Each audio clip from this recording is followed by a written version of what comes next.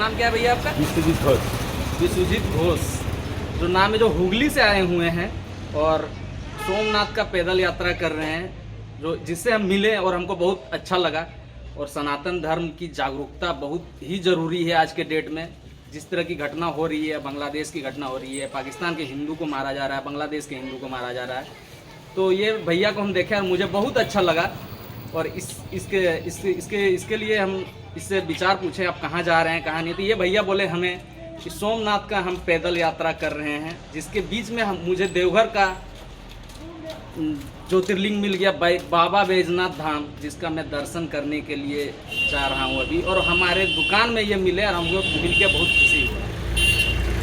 बोलिए जोर से, महाकाल भगवान की जय।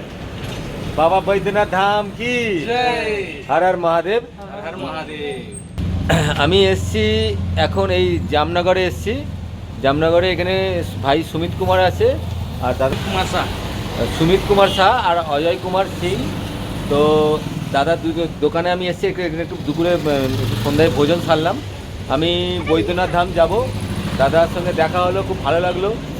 হর হর মহাদেব। দাদা সকল সনাতনীর মঙ্গল করুক, দাদা সকলের ভালো করুক এবং মহাদেবের কাছে প্রার্থনা করি বছরের শেষ প্রাঙ্গণে শেষ সময়ে শেষ তিথিতে আমি এসেছি।